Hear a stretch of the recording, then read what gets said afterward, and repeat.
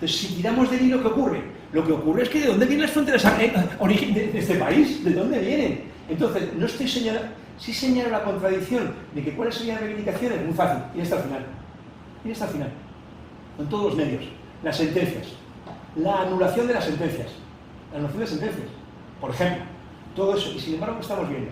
Estamos viendo que hay dirigentes franquistas que van a campos de concentración nazis y saludan el lugar de cuando los republicanos españoles en territorio francés, porque Francia, el superestado burgués francés, no resistió nada a la invasión nazi y se montó la quimera de un estado francés libre que era el régimen de Vichy.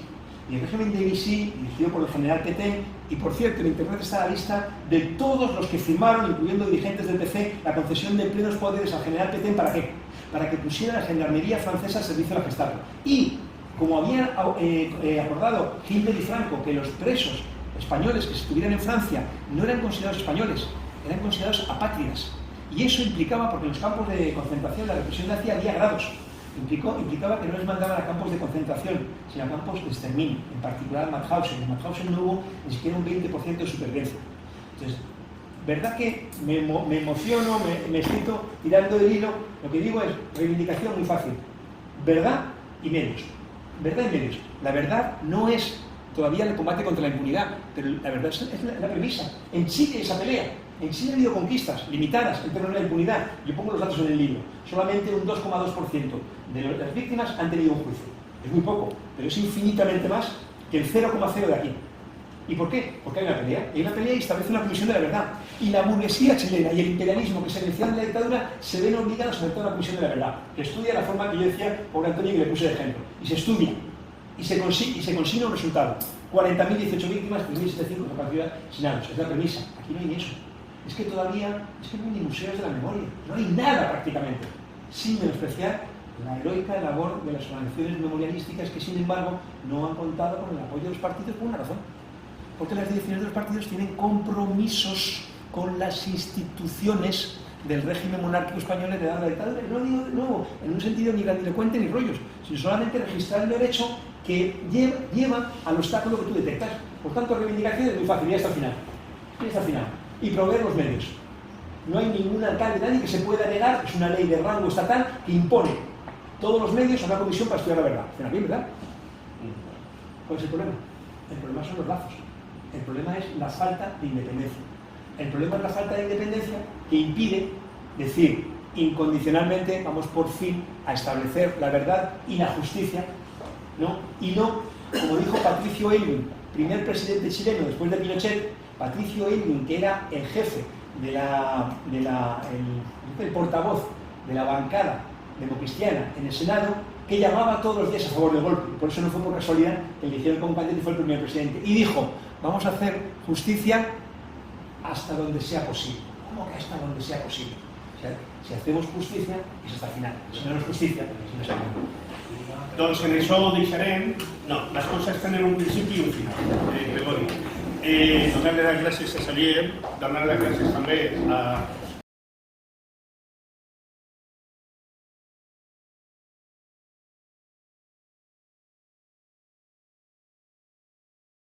...del trabajo de una forma u otra, tenemos aspiraciones que son legítimas. Repito, aspiraciones legítimas. Por ejemplo, la aspiración que manifiestan algunos de expulsar a inmigrantes no es una aspiración legítima. Y no porque lo diga yo, y podría argumentarlo incluso en el terreno moral, pero no por eso, sino porque no emana de la mayoría. Porque son los mismos que recortan en sanidad, provocando listas de espera, los que luego dicen que las listas de espera se provocan porque hay inmigrantes que son jóvenes, que no se atienden ni hay muchas veces en sanidad, porque corren el riesgo de ser expulsados. Entonces no es aquello de donde fue en Almería, de fuera, no es una aspiración legítima. La aspiración legítima la sabemos todos. Si sabemos, empleo, vivienda, alimentación, transporte, vestido, sanidad, cultura, enseñanza, las sabemos perfectamente y son legítimas, porque emanan de la mayoría que provee los medios para que sean factibles, porque hoy es factible, y como es factible son legítimas. Aspiraciones. Me engancho ahí a la palabra aspiración, para decir que las aspiraciones per se no son nada si no se articulan. ¿Con qué forma? Con la forma de reivindicaciones. Y creo que empalma con lo que tú decías, la cuestión de que reivindicaciones y organización, ¿qué viene primero? ¿Qué manía? ¿Y tú más? ¿O qué viene primero? No, es un proceso que se retroalimenta. No se puede entender la construcción del movimiento obrero sin la pelea por el salario decidido de las pensiones. Porque se juntaban obreros y decían, ¿qué carajo es esto? Que enfermos con problemas de movilidad y todo tenemos que seguir trabajando hasta el último día. ¿Y qué es lo que hacen? Sociedades de socorro mutuo. Mecanismos autogestionados de solidaridad de la clase trabajadora para no tener que trabajar hasta el último día de la vida. Y se incrusta en el Estado. No. Vamos a incrustarlo en el Estado y por eso las cuentas de la Seguridad Social no son las cuentas del Estado y por eso es necesario plantear qué carajo pasa con una ley aprobada a finales de 2021 que en enero de 2022 tenía que tener un desarrollo y en 6 meses está aprobada y vamos por ese caso la auditoría. Porque no son dineros del Estado, es salario, la seguridad del Estado, social y los grandes edificios que hay en el centro de las ciudades de seguridad social son salario, son nuestros, no son del Estado, son de la seguridad social y la seguridad social es salario. Por eso todas las trampas, porque también están los tiburones que dicen que goloso es el edificio de seguridad social de no sé cuántos metros cuadrados, no sé cuántas plantas, no sé cuánto ta. Entonces, aspiraciones y reivindicaciones, la concreción, por ejemplo. Venimos de 8 de marzo superpotentes, con una reivindicación inapelable, la igualdad. ¿Quién podría oponerse? Bueno, ¿hay quien se opone? La igualdad. Y sin embargo, ¿cuál es el problema de esa reivindicación? Que no es ganable. Mira, en Madrid, en las escuelas infantiles públicas, solo cubren el 20% de la demanda. Las escuelas infantiles son elementales para poder luchar por la igualdad. Porque típicamente con la brecha salarial quien se queda en casa cuando no merece la pena pagar la escuela infantil privada que cuesta más que el salario probablemente precario es la mujer mayoritariamente la que se queda en casa. Por cierto, esto en el libro de Rusia se consigna porque en Rusia esto se atacó de verdad. Se decretó la igualdad legal en el minuto 1 y se peleó por la igualdad real desde entonces con comedores, lavanderías, guarderías, etcétera, hasta que las dificultades materiales y la degeneración frustró toda expectativa. Yo creo que los 8 de marzo deberían llevarse carteles que dijeran: hemos calculado que proveer el 100% de la demanda de plazas en escuelas infantiles cuesta, por personal, por instalaciones, por medios, etcétera, tanto. Y por tanto, mañana 9 de marzo nos vamos a plantar en las Cortes y donde haga falta para poner esta cifra. ¿Me explico? Eso es la aspiración legítima, empleo, etcétera, obviamente en condiciones de igualdad de género, concretada en aspiraciones y con la organización que retroalimentadamente hace posible esa lucha.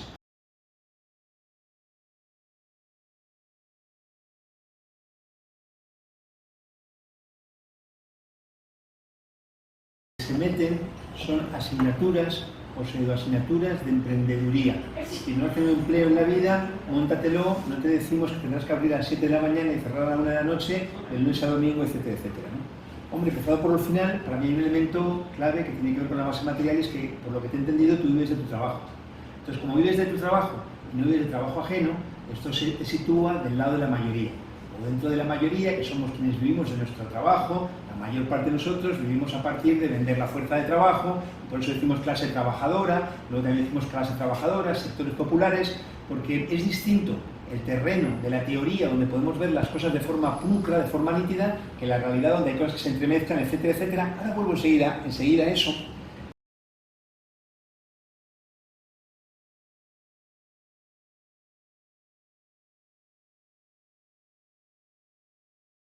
Pero por intentar, seguro que infructuosamente, ordenar algunas cosas, claro, es verdad que la palabra barbarie apela a un periodo histórico de atraso máximo donde la propia supervivencia de la sociedad estaba en cuestión.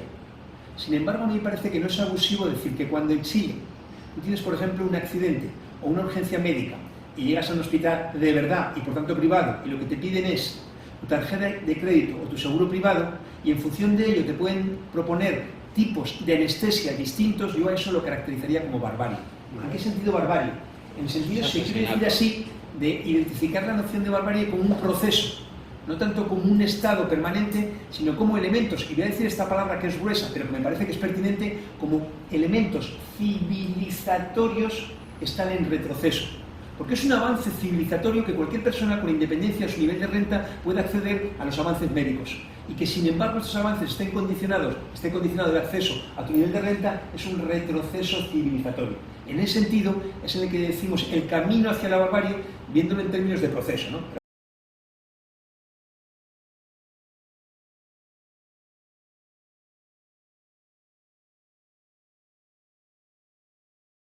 dije antes, incluso puse el ejemplo de la base material de cualquier sociedad basada en la dominación y la opresión. Y esa base material toma la forma concreta del trabajo no pagado. Y decía, la manera más sofisticada es la del capitalismo, porque hace parecer que se pagara todo el trabajo cuando en realidad no está pagando, que es la fuente al final del privilegio de quien no trabaja, sino que vive del trabajo ajeno. Pero eso es la base material, esa cosa que hacemos que nos dedicamos a la economía o economía política. Pero la reproducción social se nutre de más elementos y en particular de los elementos ideológicos. Sobre todo aquella propaganda machacona, y hay que recordar que en el Estado español, en promedio, cada ciudadano o ciudadana ve 4 horas de televisión, es decir, se mama 4 horas de basura diarias. Por cierto, yo 0, con lo cual mis 4 horas, lo siento, pero le debe repercutir a alguien para que el promedio sea 4 horas. Y eso tiene un carácter, una dimensión que está analizada, que es la ideología que sella, que completa el proceso, ¿no? Esta idea, por ejemplo, del capitalismo popular, esta idea de que a alguien le pagan con acciones de su empresa y qué bien porque soy copropietario, qué delirio. Entonces, ¿qué haces? Un rato del día eres explotado y otro rato eres explorador y sin embargo deposita ilusiones ¿en qué? En que hay una salida individual a los problemas. Cuando la realidad es que no hay salida individual a los problemas, pero poco a poco, porque habéis hablado un rato y debo hablar un poquito más para señalar que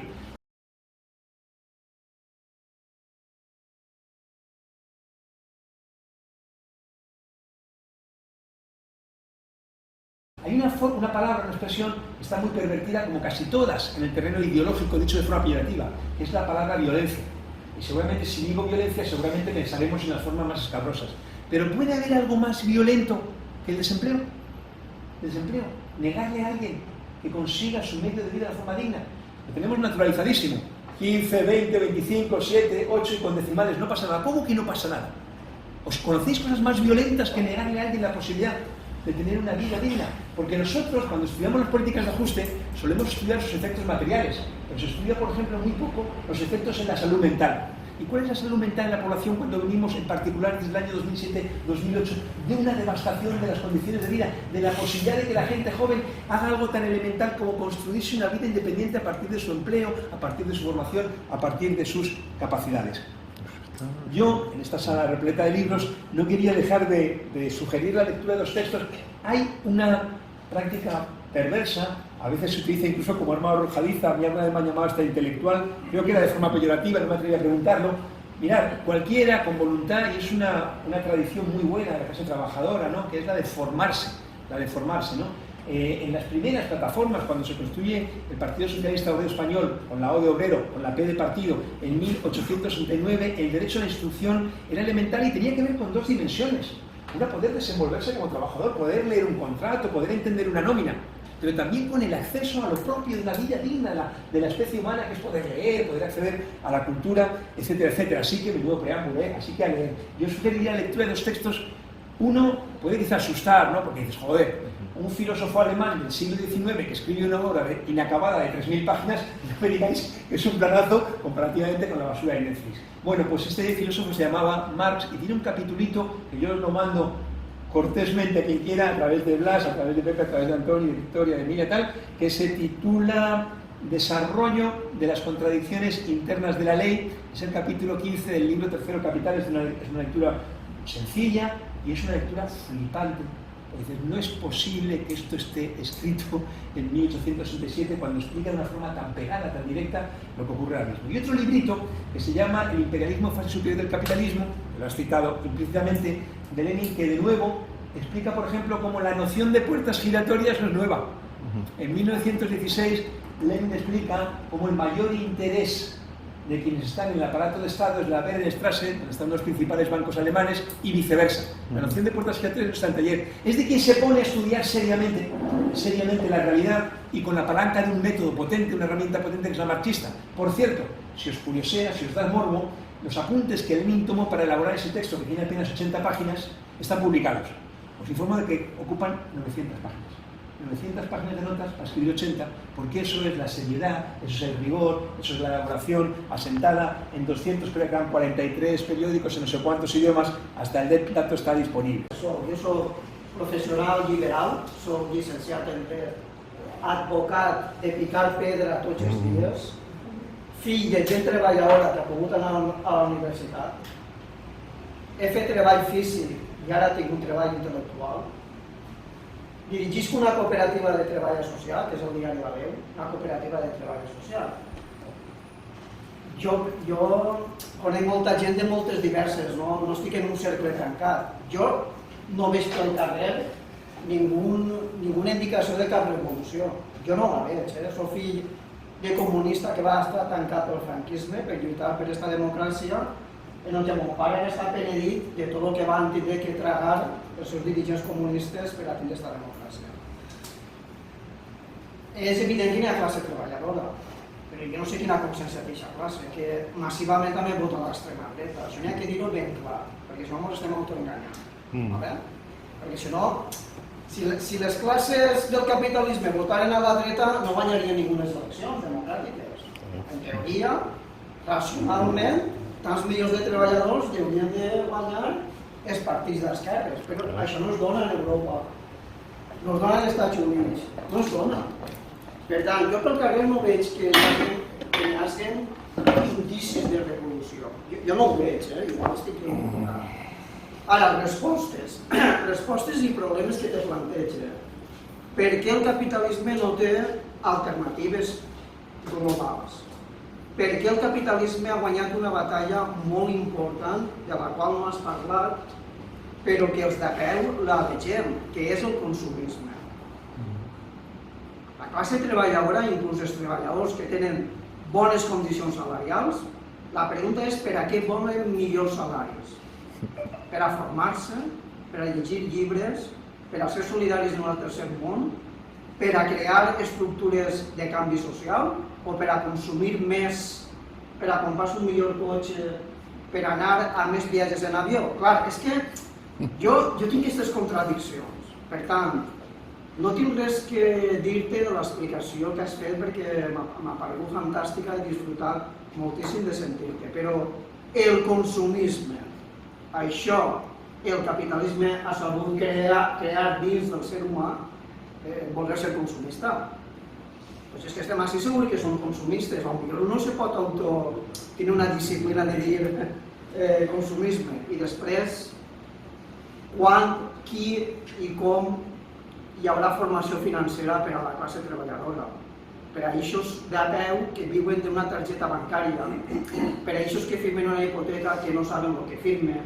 Jo soc advocat i veig que hi ha molta falta de formació financera. Tu saps que el capitalisme, l'assignatura que no poso en les escoles és justament com funciona el capitalisme. Jo un poc volia fer aquestes preguntes, reflexions. Consumisme, falta de formació financera, no n'hi ha ningú partit d'esquerres que sàpiga com funciona el capitalisme per a formar a la gent per a que no caiguen les trampes del consumisme, amb la qual cosa sempre continuem atrapats. Poqueta ahí. Gràcies, Gràcies, Moisés. per escoltar. No, és a dir, per exemple, la conferència que anunciava a Plas, jo crec que cal estar ahí, és telemàtica, però caldria estar no com militants de no sé quin partit revolucionari, que està molt bé, que jo respecte, sinó com a representant del poble valencià, per què no? És a dir, si no fem un exercici d'invertir, de posar-nos al servei de les lluites reals i com a conseqüència de que les lluites ja vagin evolucionant positivament, doni com a conseqüència un nivell més elevat a la vegada d'autoorganització, o si simplement posem el Siri a la Mare de Déu per a pujar l'organització, no ho farem mai. Mireu, jo he seguit molt a prop, i jo crec que la gent que ho coneix ho sap, el procés que jo qualifique de revolucionari que s'ha donat a Catalunya des de l'any 2006 al 2017. 11 anys de procés revolucionari o prerevolucionari. Convoyado. No discutiré això.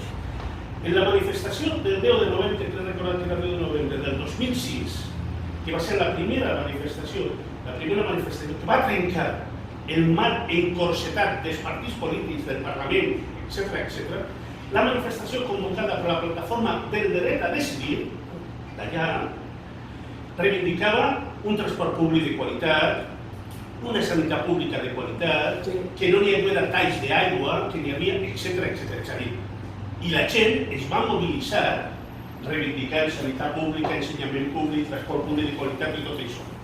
Clar, com a conseqüència d'això, quan se junten 70, 80, 90.000 persones lluitant per això i se n'adonen que els partits polítics que estan en el Parlament no hi són, és quan arriben a la conclusió que necessiten donar un pas i necessiten dotar-se d'unes estructures que vayan més enllà. I apareix en tota claritat l'element de la independència com a possibilitat de donar resposta a aquesta situació. Però si aquesta manifestació l'haurien convocat a favor de muntar un partit revolucionari, no hauria anat ni Déu, jo no hauria anat. M'explique, hem de prendre la volta a les coses. Com a conseqüència d'això, ha hagut un procés d'empoderament d'amplíssim sector de la societat catalana en manifestacions multitudinàries. En una societat de 7,5 milions d'habitants, manifestacions de 800, de 900.000 persones. Una brutalitat, que després acaba com ha acabat temporalment, ja ho veurem. Però hi ha un llibre molt interessant també, un llibre de... com es diu? El diputat de la CUP. Albert? Sí, Albert. Beltrán. Albert Beltrán, sí, que es diu... Albert Beltrán. Independència i revolució. Perquè si no n'hi ha aquest procés mútuament, no n'hi ha una cosa mirada. Aleshores, què vull dir en això? Que hem de fer un pensament nosaltres. I en volta d'intentar actuar per dalt i dir-li a la resta de la gent que té que organitzar-se de determinada forma, anem a escoltar el que està fent la gent per a solventar i lluitar pels seus problemes directes i a partir d'ahí ja anirem avançant. Jo crec que això és molt important. I això me lo recorda el fil ros de la història. Sempre que actuïn així avancem, quan no. I acabaria recomanant un altre llibre molt interessant. En la intervenció de Xavier, que m'ha semblat un concepte extraordinari, ha parlat del paper contrarrevolucionari de molts partits que se diuen revolucionaris. A nivell mundial parlava del partit de Brasil, d'Argentina, de no sé què. Jo fa poquí vaig llegir un llibre també que ja tindrà també 20 o 20 anys de, no sé si me'n recordo com es pronuncia, però és Mihai Praxdar, que el coneixerà segurament, és el director general de l'Àfrica Continental. És un llibre que ja té 20 i pico d'anys, que és la història del tercer món, de com, després de la Segona Guerra Mundial, després de l'espai de confrontació que emergeix entre el capitalisme imperialista nord-americà, etc., i per altra banda, la resposta del bloc soviètic i tot això, com són capaços en un primer moment de muntar un moviment del tercer món a favor del tercer món, a partir de Nerú, a partir de Sukarno, a partir de Tito, a partir d'una sèrie de coses.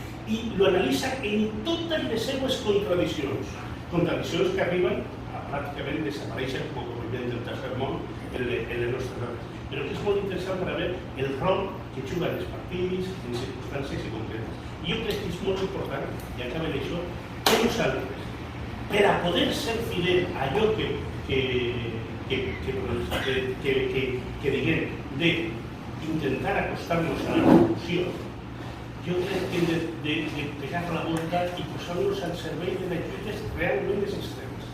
I a partir d'ahí construir-les, deixem-nos de missatges messiànics. Doncs bo, això ja lo fem nosaltres quan estem fent la cervesa. Això ja lo deixem. Però de cara a la gent, anem a parlar dels problemes que la gent expressa en els estudis, en el treball, en l'habitatge, en el transport, en la sanitat. És que no són incompatibles. No són incompatibles, però jo crec que hem de saber situar-lo de debò. I no ho farem a base de repetir que hem de fer. No sé si m'explique. Si el movimiento se demuestra andando, más bien. Mira, hi ha una cosa. Jo que ja tinc una edat, jo crec que la frase que més he escoltat en la vida és que necessitem un partit revolucionari. Sí. Bé, això no deixa de ser una posició messiànica. O sigui, és com si estigueren en l'església. Necessitem això perquè això ho solucionarà, o no. Depèn. Però coneixes alguna revolució que s'hagi fet sense partit revolucionari manco les burgeses? Mira, conec les revolucions que podes conèixer tu i han triomfat o han sigut derrotades en funció de moltes causes. El que vull dir no és que això no sigui un objectiu legítim i positiu, sinó la forma d'arribar ahí. Jo crec que hem de plantejar-nos, per exemple, en el tema de l'habitatge. Jo vaig anar, em vas convidar a l'acte que feu en la UGT sobre el tema de l'habitatge en plena campanya electoral. I, bueno, el que vaig escoltar, però paral·lelament a Benimarflé n'hi ha, per exemple, 20 i pico persones valencians d'origen africà que estan malvivint allí en una fàbrica abandonada i que han mort ja 5 persones, 3 directament per les condicions de seguretat que n'hi ha allí i 2 persones que han pogut marxar però anaven tan malalts que han mort ja també. És a dir, para parlar d'habitatge hem d'anar a Riós, on després de que en el 2015 i en el 2019 guanyara Compromís, perquè és un barri del més empobrits de tot el País Valencià, ara ha guanyat el PP. Per què? Perquè la política d'habitatge que s'ha fet ha possibilitat que a les persones que vivien de lloguer hagin sigut expulsades d'ahir perquè no poden pagar el lloguer. És en el sindicat de barri que s'ha construït ahir on podem parlar del tema de l'habitatge. A la classe treballadora hem de parlar a partir de la realitat concreta que tenen en cada centre de treball. I després d'ahir n'hi ha un procés de decantació i n'hi ha gent que arriba a la conclusió honesta i revolucionària i necessitària d'organitzar-se políticament. Però no al revés. No perquè fem reunions constants i mítings de dir la necessitat d'organitzar-nos la gent s'organitza. Perquè no ho és. És més, quan una i una altra vegada en la nostra reunió repetint això, el que fem és convidar que a la següent reunió alguna gent que haya pogut vindre no vinga perquè al final acabem sempre com un rosari. No sé si m'explica el que volem fer. És de trencar aquestes coses. I aquí la lluita, dia Xavier i dia molt bé, no són una lluita aïllada d'altres. Totes estan concatenades, totes. Precisament per això, la gent que volem canviar la societat hem d'adonar-nos que al País Valencià, juntament amb totes les lluites de la classe treballadora, de les dones, de les persones nouvingudes, de tot això, n'hi ha una realitat de país que s'expressa mediant la llengua i la cultura, però que té connotacions econòmiques terribles. D'aquest País Valencià, d'aquest tros de territori, d'aquests 5 milions d'habitants, d'homes i dones que formen el País Valencià, se van tots els anys un drenatge de 20.000 milions d'euros que van cap a l'Estat i que l'Estat utilitza al servei del capital, més enllà de qui mane. I ho són capaços d'entendre que a banda de l'opressió individual que tenim una pressió col·lectiva, o no connectarem con la inmensa major part de la gent del nostre país.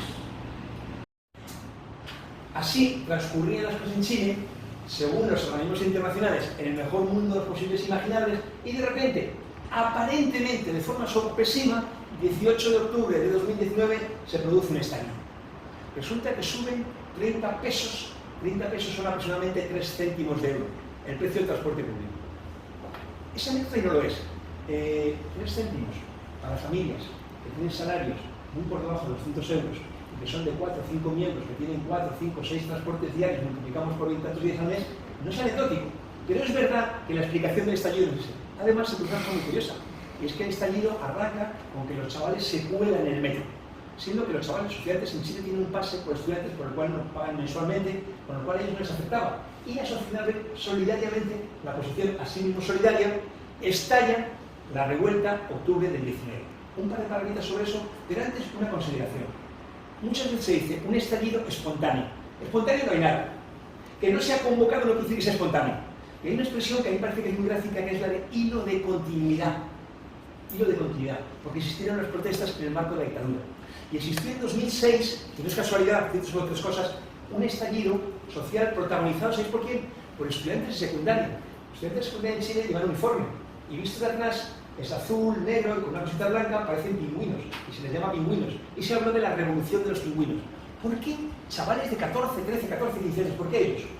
Yo tengo una hipótesis, porque es el sector de la población, de la clase trabajadora, menos controlada por los aparatos.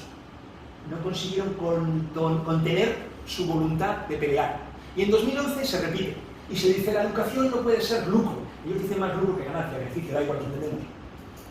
Y en 2017, las pensiones, y es un compañero además querido, Luis Mesina, portavoz, aquí le dice vocero, de una organización, una coordinadora que dice, basta ya basta ya de que nuestras pensiones sean objeto de la codicia de los capitalistas y nos queden pensiones de miseria. Y sacan a la calle, lo dice la prensa, toda la prensa, a más de 2 millones de personas en todo el país, cuando la población en Chile hoy no llega a los 20 millones.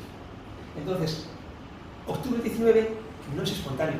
Que no esté previsto, programado, convocado, no dice que no haya ese hilo de continuidad, ese malestar, que hay un momento que las instituciones, incluyendo las direcciones de los partidos, ya no son capaces de contener. Y está ahí. Y se abre un espacio en el que cabe todo. Estamos en, con las fechas, en junio del 23. Vamos camino de los 3 años, ¿no? Muy convulso, leéis las noticias. El día 15 de noviembre, solo 4 semanas después, el gobierno que tiene miedo de todo, incluso personal. Sebastián Piñera, presidente del gobierno chileno, presidente de la República, quinta fortuna del país, amasado ante la dictadura, a partir de un fiasco bancario que es conocido, les escapó un tiempo y ahí la ministra de Justicia arregla con la jueza no procesarle. Sebastián Piñera, hermano de José Piñera, el ministro de Seguridad Social, el ministro de Trabajo y el ministro de Minería, es un tipo que viene recurrentemente aquí a Madrid, invitado por la Fundación BBVA para vender las bondades del sistema de pensiones cuando este es objeto de negocios capitalistas, a su vez hijo, aquí, pues una estirpe ahí, ¿no? Hijo de José Piñera, padre, que tiene el dudoso honor que cuando se produce el golpe hay un sector de la democracia cristiana que dice que bien, dan el golpe a los milicos y ahora nos dan el poder a nosotros. Y hubo un sector que sin embargo se rebeló, la democracia cristiana, la vida misma con sus contradicciones, y hubo 14 dirigentes que iban a firmar una declaración contra el golpe, pero al final solo firman 13, porque hay uno que no firme. ¿Sabéis quién es? José Piñera padre, que con su buen olfato y su ausencia total de escrúpulos decide que el caballo ganador es apostar por la dictadura. Y acierta. Por cierto, José Piñera padre, que previamente había sido condecorado por el dictador Franco. Al final, qué cosa, ¿Cómo todo encaja en el puzzle, ¿no? Acabo, me estoy riendo mucho. Entonces yo creo que lo interesante, bueno, se abre el tema de la Constitución, y es muy interesante porque esto es una conquista o no. La vida es contradictoria. El New Deal, esta historia de Roosevelt, ¿fue conquista o fue contención? Las dos cosas. Bienvenidas conquistas. El problema es si quienes las dirigen dicen que hasta ahí no más. Abrir un proceso constitucional era positivo.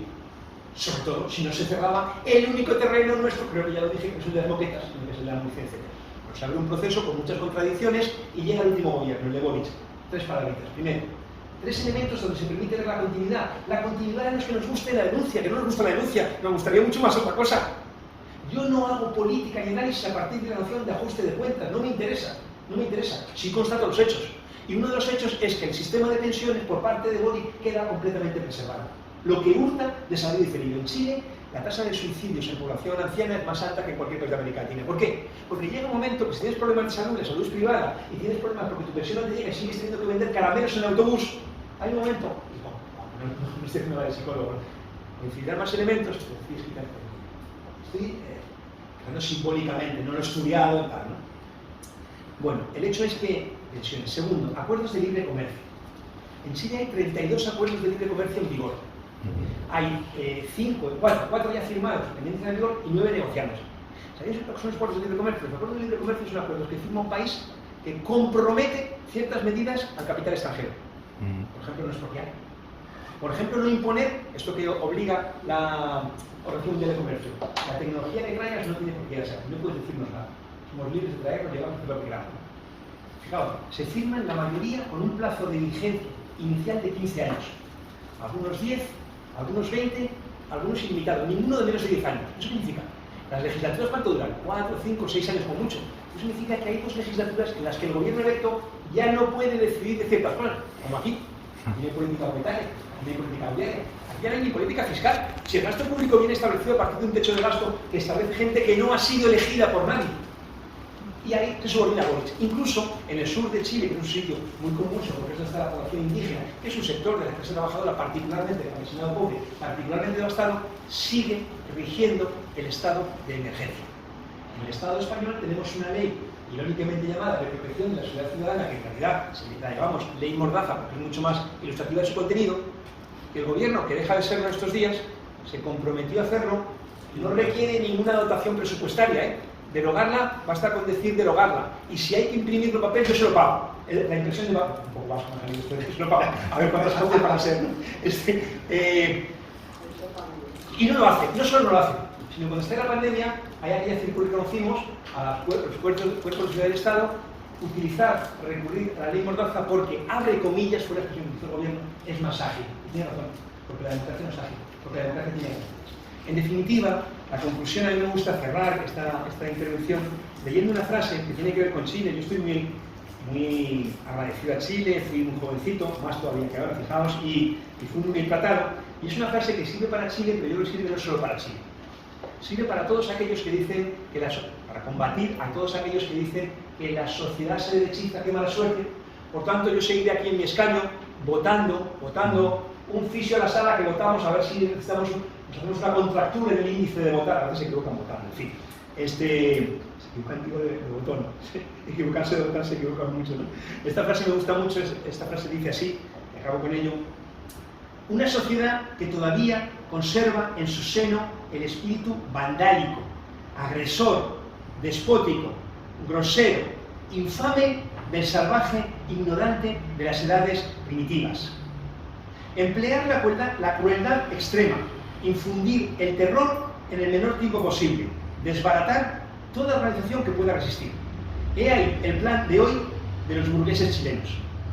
El pueblo de Chile es de índole altiva, trabaja mansamente, se deja explotar con resignación, pero es un león cuando se cansa de sufrir, cuando se ve colmado de abusos. Luis Emilio Recabarren, 1908. Muchas gracias.